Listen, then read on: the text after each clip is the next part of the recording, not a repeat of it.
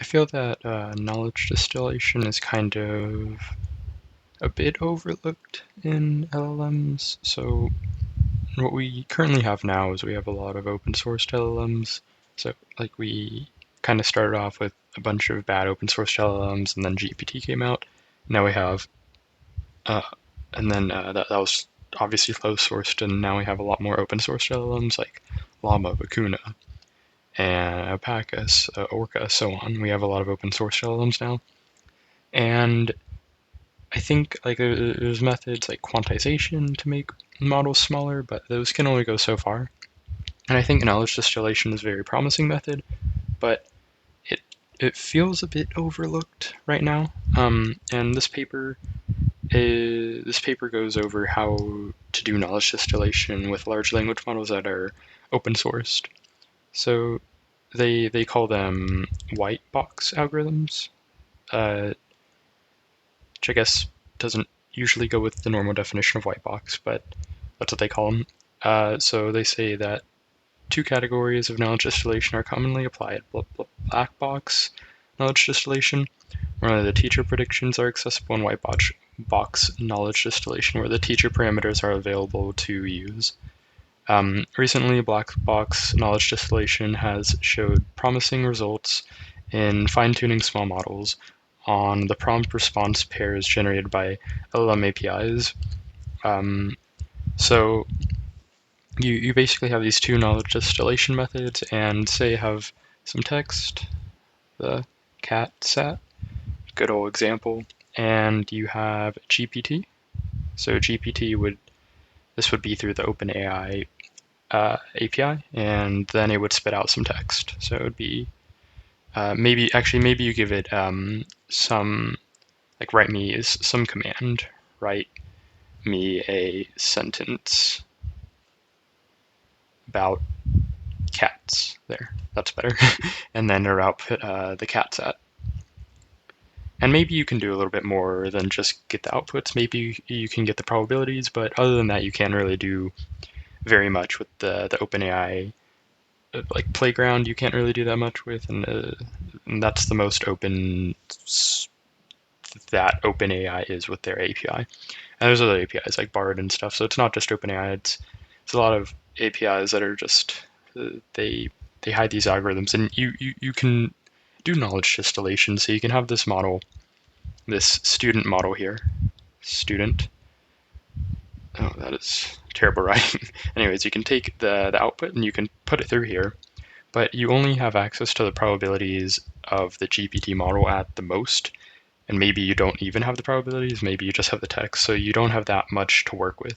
But with white box knowledge distillation, then maybe you throw this text through Llama, for example. Now, Llama, you have access to all the weights, you have access to everything in Llama. So maybe you even initialize the student model to a smaller version of Llama, for example. So you basically have this model here, Llama, that you can do pretty much, like, you can literally do anything with Llama. You cannot do anything with GPT because it's behind an API. So that's the difference between kind of white box and black box. Now, you've probably seen a lot of things try to reproduce GPT. Maybe you've seen these papers where they take GPT-4's output and then they try to reproduce those results in some way, and they're like, look, our model does this well compared to GPT-4. But I mean, you can only do so much without having the actual model weights, so it's not going to get you too far. Now, the Llama, on the other hand, if you have access to the Llama weights, you can do a lot more with that. And I think they say that here. They say white box knowledge distillation becomes more valuable for both research communities and industry sectors because student models receive better signals from white box teacher models, thereby potentially resulting in higher performance. So yeah, you have access to all of the model, the entire model, allowing you to do better knowledge distillation to the student potentially.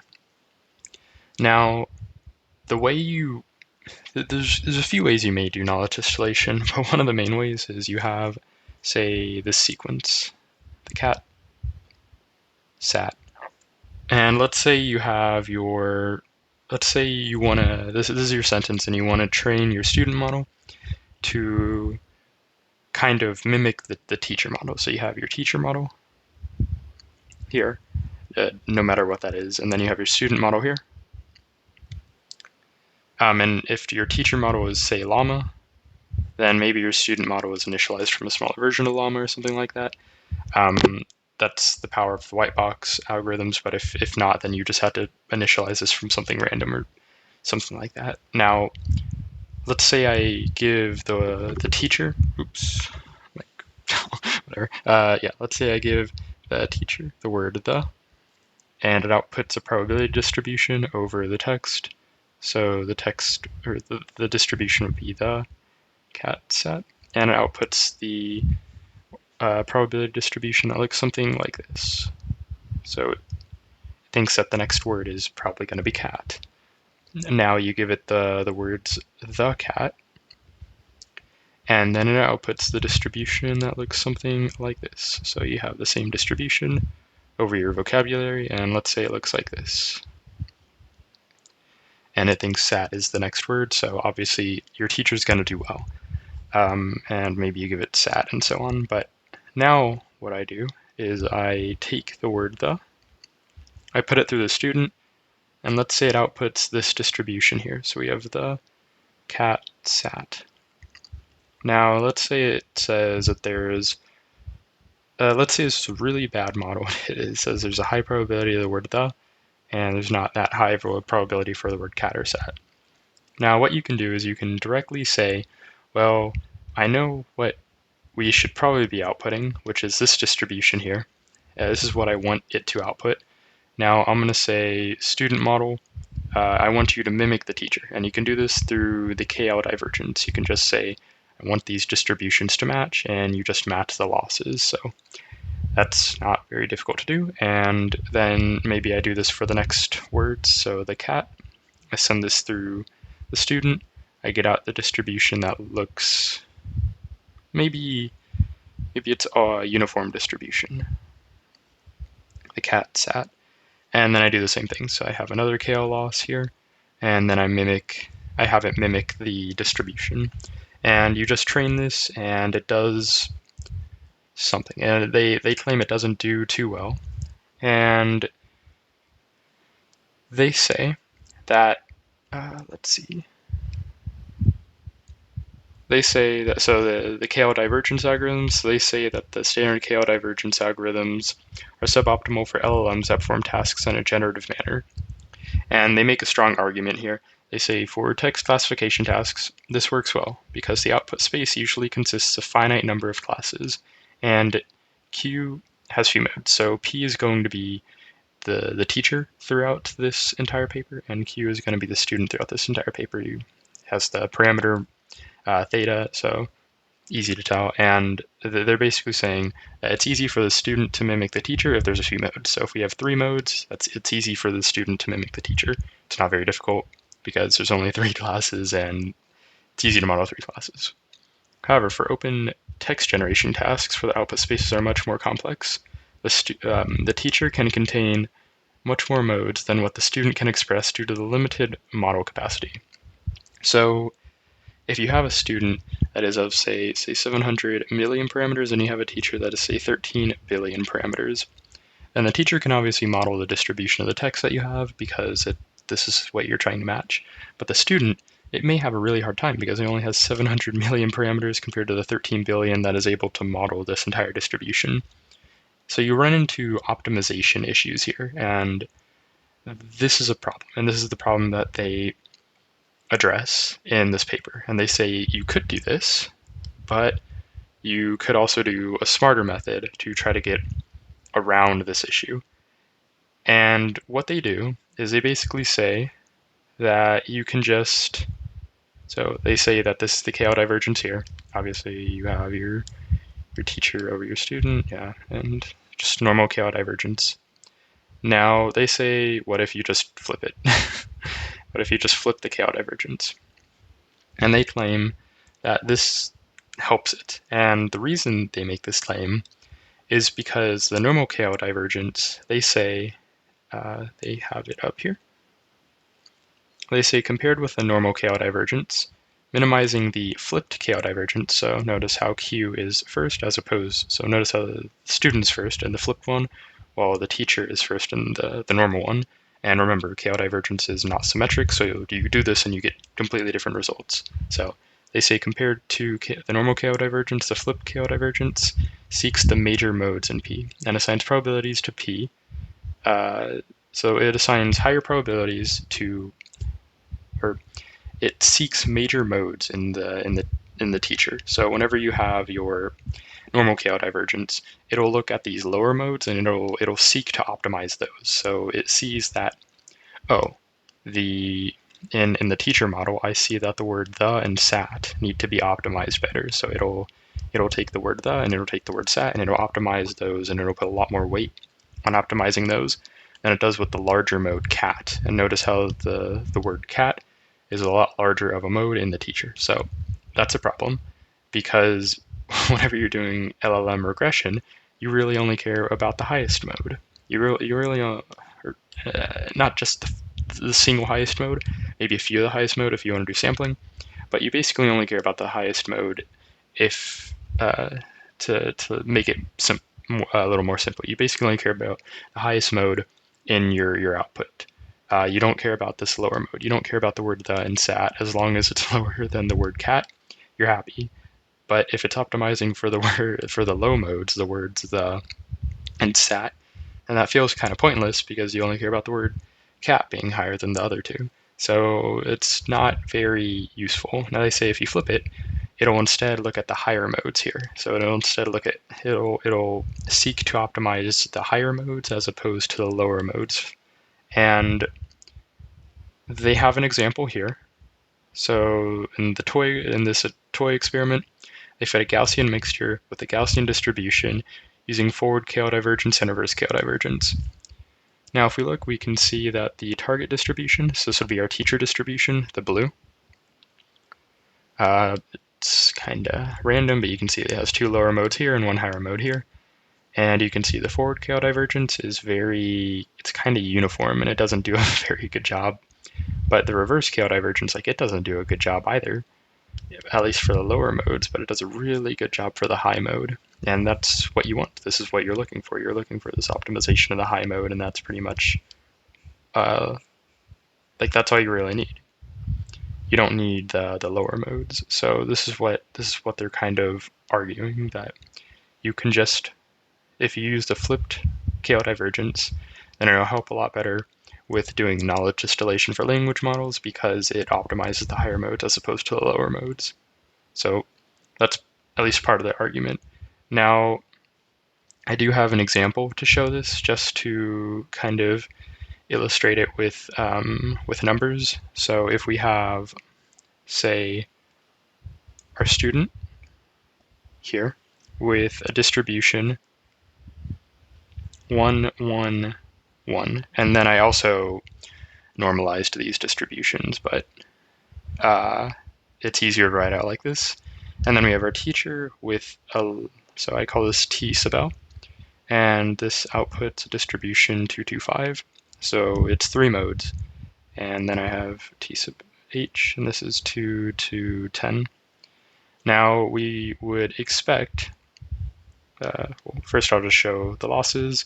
So for the old KL, so this would be our normal KL, that's what I'm calling O, and N is the new KL, that's the reversed KL, so this would be old, and this is new / reversed or flipped. Reversed, yeah, I think I spelled that right. Then I just threw these through PyTorch and you get the losses. So if you look at these two, so if you look at the student and this teacher distribution, you do the normal KL loss, then you would get negative 0.48, negative 0.48. So if this lower value here is this distribution compared to this distribution using the old KL here. And then I have on the right side, it will be the new KL, which is the reversed KL distribution. And you get negative 0.44 and negative 0.37. Now you can see that this value is higher meaning that it's a worse loss because you're trying to do gradient descent. You're trying to minimize your loss, obviously, as you do. And you can see that this doesn't, I mean, these are the same values, so that's it's not very useful. But yeah, in general, you can see that the flipped, the reversed KL divergence tends, it looks better. And they also have this example here to illustrate the point. So I just felt like this numerical form may help a little bit better. And you would expect to have this distribution where the high mode is further away from what the student predicted. You would expect it to be a higher value, and it is in the flipped, but not in the normal. So I feel like this illustrates the point that you want to use this reversed KL divergence as opposed to the normal KL divergence, which doesn't model the LLM objective very well. And one way you can kind of do this optimization is you literally just do what we did up here, where you kind of model it as an autoregressive task, and you do the normal autoregressive matching. So you say, okay, teacher, what is your distribution? Okay, student, what is your distribution? And you just try to match them. But remember, the problem that we brought up at the beginning is the student can't directly match the teacher distribution. So if it can't do that, then why would we expect this to work as well? And whenever you actually do the optimization, it doesn't work that well.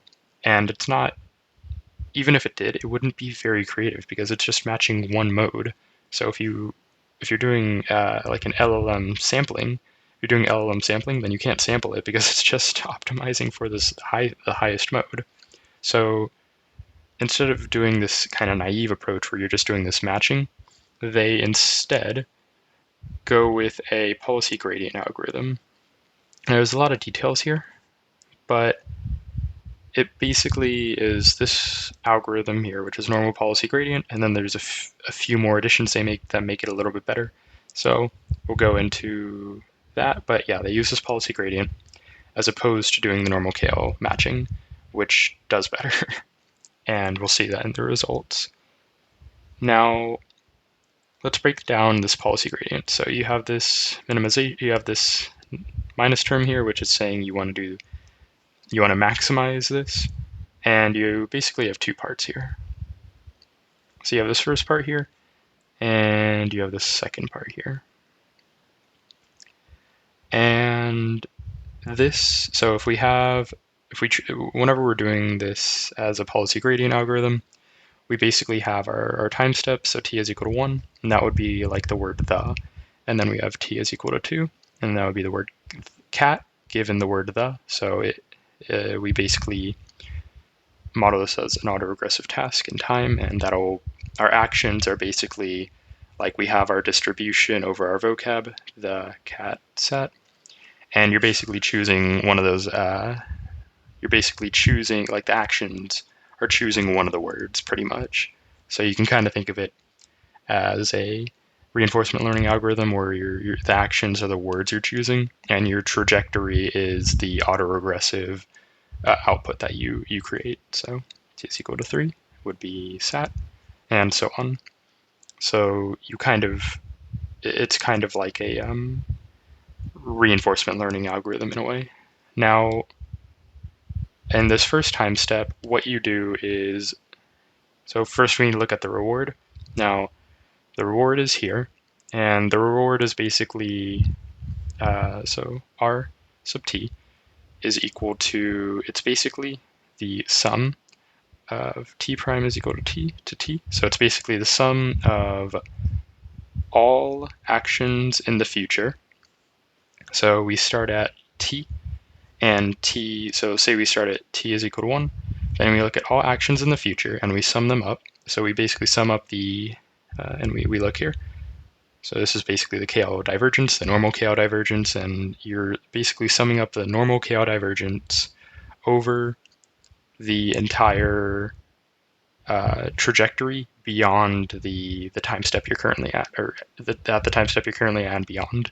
So it's the KL divergence of p given, or p, so normal KL divergence. And you sum this up, so you would have r sub 1 plus r sub 2 plus r sub 3. And this would be your reward for t is equal to 1. Now, what does this KL, what does this reward basically say? This is kind of like how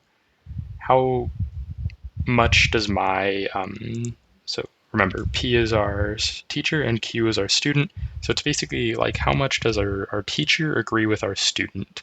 And that's what our reward is here. It's how much the teacher, how much does the student, or how much does the teacher agree with the student? And that's what this reward is here. So remember, we're trying to maximize this. So you want a higher reward, and as this KO divergence goes up, you get a higher reward value here. So whenever your distributions are matching, so if I have, say, this distribution here, this will be our student, this will be our teacher, and I have the distributions like this, so it'll be the cat sat and the cat sat, and it'll be like that for the rest of the output distributions as well. Now let's say I have this distribution here where it thinks the word cat is high, and this one thinks the word, or it knows the word the is high. Then of course this is obviously going to have a low KO, and you sum this up along the trajectory, so it's a cumulative reward over the entire sentence you're generating, and that's to the last word that you generate. So that's all this is saying. This is just saying this is a weighing term, and the weighing term is the reward, and the reward is just how much do the distributions agree? How much does the teacher agree with the student? Or how much does the student agree with the teacher? How much do the distributions align? Now, the second term here is the gradient of, so let's break this down. So we have this first term here. So it's this model. It's our student model. And given this text here, so this first part here is an instruction. So that's like generate me some text. This second part here, y, is all y in the past. So if we were at t is equal to 2, then that would be the word the. If we're at t is equal to 3, then that would be the cat. So it's the instruction along with the past text, and then this part right here is the generated part at the current time step. So if t is equal to 1, then y sub t would be the distribution over the word the. So it would be that. And we take the log gradient. So basically, this is pointing in the direction of maximizing this term here. So basically, if the reward is high, then we are going to increase the probability of this word being chosen again. But if the reward is low, then we're not going to increase it.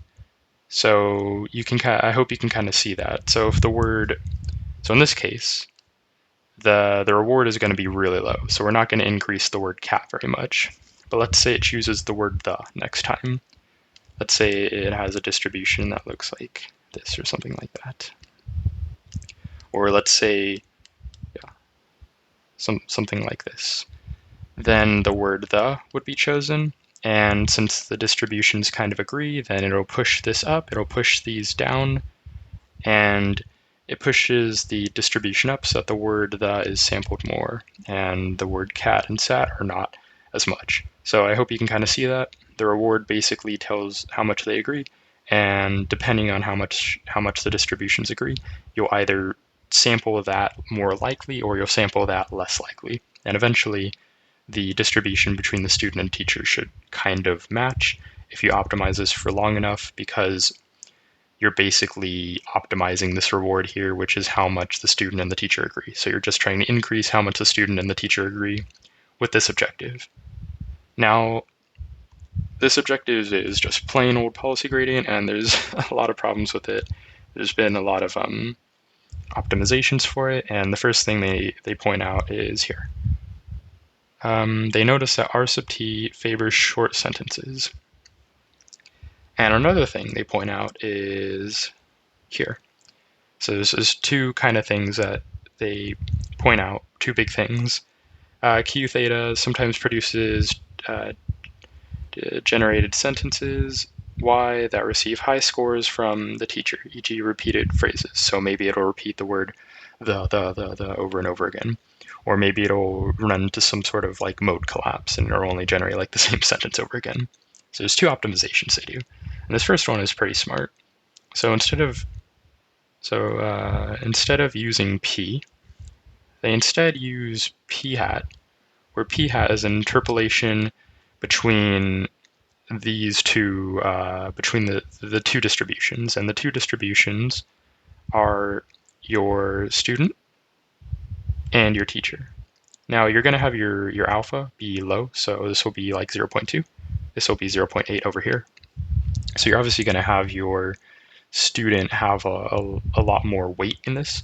But the reason you have this is because whenever you're sampling, say my student instead looks like this. It's confused. It thinks the word cat should be crazy. Obviously, the word the should be selected, but it thinks the word cat should be selected. And let's say the word cat, like in other cases, it is a good choice, but in this case, it's not. Then it's always going to select the word cat, and let's say it always selects the word cat on the first token. Then you you have no.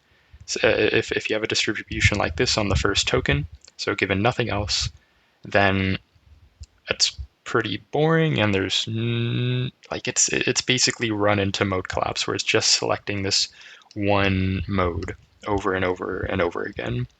Now, if you do an interpolation between the teacher and the student, then you'll get something like this. The cat sat. So the word the would have a little bit higher. The word cat would probably still be pretty high. Word sat would be really low. So this is your new distribution, and whenever you're sampling this distribution, you have a lot higher chance of selecting the word the. But since you're not actually optimizing for the teacher, then like this works really well, because instead of just always choosing the word cat, you have some probability of choosing the word the. And if your trajectory was bad, so in the case of a bad trajectory where it always chose the word cat, then doing this interpolation will have it basically have some more variety in the choices it makes, and kind of guide it in the right direction, kind of guide it in the teacher direction, as opposed to it having to figure out everything itself whenever it's optimizing these rewards. So it kind of guides it in the teacher's direction. And this way, it doesn't produce degenerated sentences always. It doesn't produce degenerated sentences as it's a lot less often. So that deals with this first problem here. That problem. And then the second problem is the one up here. R sub t favors short sentences, and that's really easy to see because if I have literally one token, then of course the sum is going to be a lot less than if I have two tokens. Let's say I have the exact same probability distributions, then the sum is going to be double if I have two tokens and they have the exact same probability distribution. So obviously it's going to favor shorter sentences. Now, the way they do that is the way they the way they fix this is instead of the reward being just this here, they add this weighing term, and the weighing term is basically just saying we're going to make it an average over the trajectory as opposed to a sum over the trajectory. So that's all they do here. They just make it an average as opposed to a sum. And that fixes the two issues they had. So that's the basic idea. You have these two parts, and one thing I did gloss over is that so and we originally had this, and they notice that the gradient of the objective function, so this is our objective function up here, which is the inverse, the reversed KL. They say it can be derived from the policy gradient theorem, and they have a proof in the back, but they basically show that you can optimize this by optimizing this, and like I said, it does use the normal KL, and they show that when you optimize this objective here, even though it has this normal KL, it does optimize this objective over here. It's just doing the policy gradient objective as opposed to the direct reverse KL objective. So I do want to point that out. You may be wondering where the heck did this initial objective go, but that's what happened.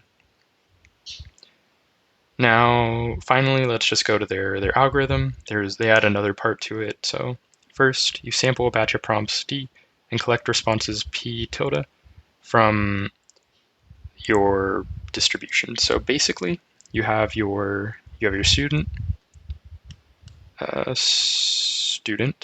and you just do your normal autoregressive generation pretty much.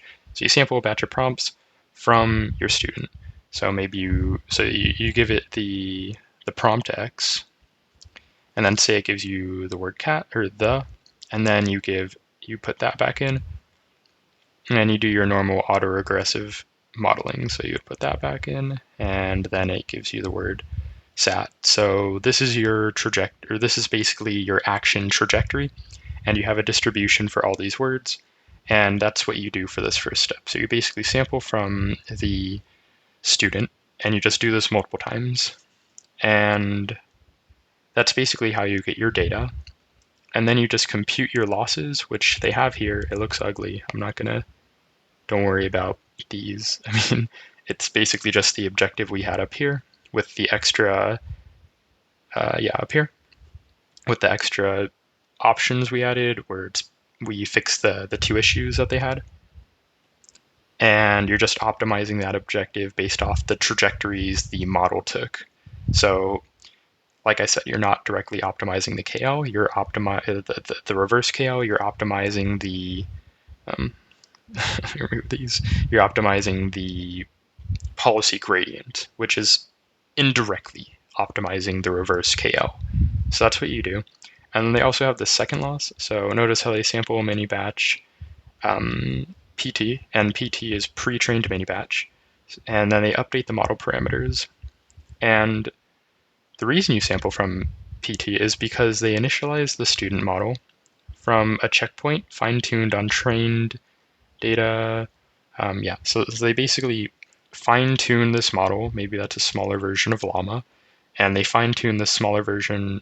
I'm going to say they fine-tune this. Hypothetically, they fine-tune a smaller version of Llama onto some data. And the idea of this loss right here, wait, that is not the loss. The idea of this loss right here is to basically keep the original model close to the old distribution. And later they say why, but it's basically so that it doesn't, like, it still retains some of the knowledge it had before. It doesn't become completely fine. It doesn't become completely fine-tuned to whatever the teacher was. So it retains some of the knowledge it previously had whenever it was doing fine-tuning, and that helps it. Now, you just do this until convergence, and yeah, that's the algorithm. So you just do this policy gradient algorithm on this model, which is indirectly optimizing the reverse KL. And now let's get to the experiments. Let's see how this actually does. Now, for the experiments, they choose a few models. They choose GPT-2, they choose OPT, Llama. I think that's it. They have GPT-J as well. And they have two evaluation metrics. They have Rogue L. So Rogue L is, I think that's an instruction modeling objective. And then they have GPT-4, which is just, so they say that they ask GPT-4 to compare the model generated responses with the ground truth answer and rate it. So they basically give it the ground truth, and they give it the generated response, and they say rate it 1 out of 10. GPT-4, yeah, so you basically have GPT-4 rate the models for you, which is a lot cheaper than having humans do that for you. And here are the results. And this model is called Mini-LLM, or this method is called Mini-LLM, and you can see it basically destroys all the other models. So GPT-2 is an old model. You can see like its scores are pretty low. And you can see the star here means that it does better than the teacher. So if you look at the teacher, it actually does better than the teacher. And it does this a lot more than you would expect it to. I feel like Llama and OPT are better to look at, and you can see the Llama teacher is really good. I mean, compared to GPT-4, or GPT-2, it's way better. Now you can see it's like it does really good. You can see it gets really close to the original teacher, and it's about half the parameters. You can see these other algorithms are not as good. Katie is the normal knowledge distillation that I kind of talked about at the beginning, the normal knowledge distillation task where you do the autoregressive modeling and you kind of match the distributions directly as opposed to doing it indirectly with this policy gradient task. And you can see it doesn't do as well. It's not nearly as good as this objective here. And I think knowledge distillation is, yeah, word level knowledge distillation. So it's the direct.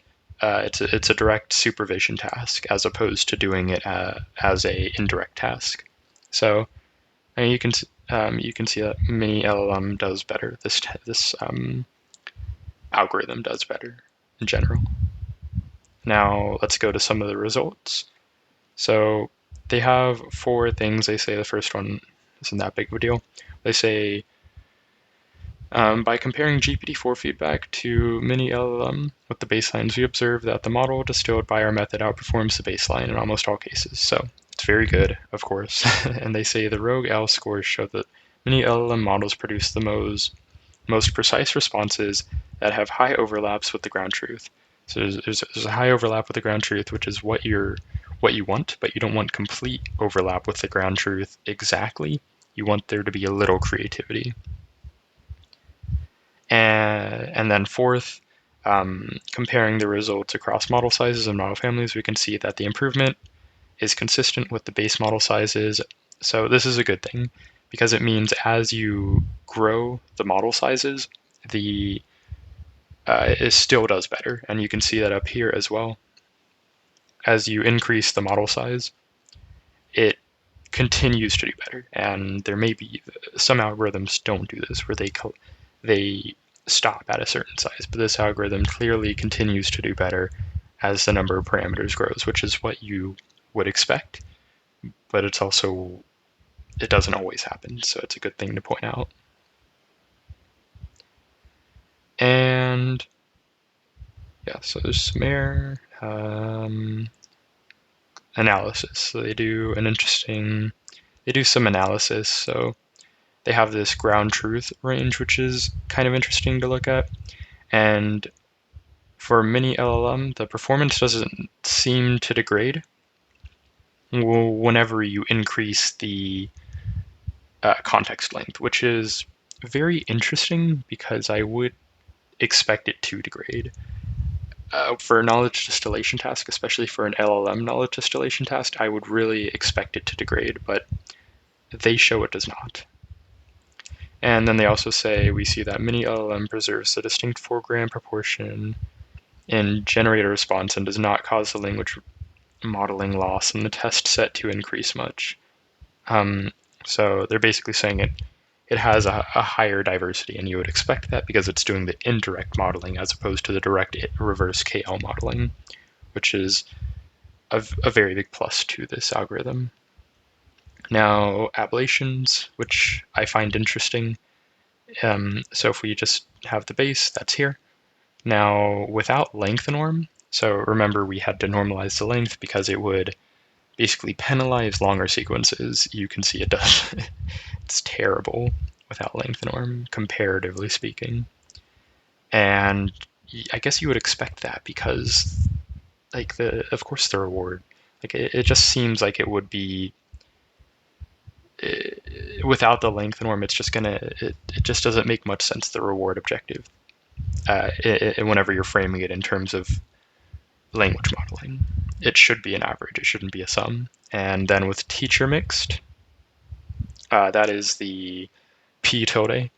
Whenever you have p tilde, it does better. And they have the value of alpha here, and they say that an alpha of 0.2 works better, or works best, and you can add an alpha of 1. That would be all teacher, and an alpha of 0 would be all student, and somewhere in the middle it does better. For llama, I guess llama, so they also say as the models get larger, it doesn't need this nearly as much, but yeah, somewhere in the middle it does. Is a fair option, and 0.2 does look to be pretty good for in general. And this is something we didn't really talk about. I don't really think it's that interesting, so I'm not really going to talk about it. The single step regression part, it's also, yeah, I'm just not going to worry about that part. I just don't find that part too interesting. So kind of glossed over that. And I feel like the narrative of the paper, I feel like it was, I just didn't really feel like talking about this part right here. I just didn't find it that interesting. But the length norm and the teacher mixed, I thought, were big points that they made. And let's see, anything else? Right, the effect of adding the pre-trained loss, which was the effect. So they pre-trained the model, and then they added that loss to keep the distribution similar. So the new distribution, it has to be close to the fine-tuned original distribution, and they say adding the pre-trained loss helps preserve the abilities on canonical NLP tasks while keeping the performance on instruction following tasks nearly unchanged. So it's an important thing to have to retain kind of its old state of instruction following, I suppose.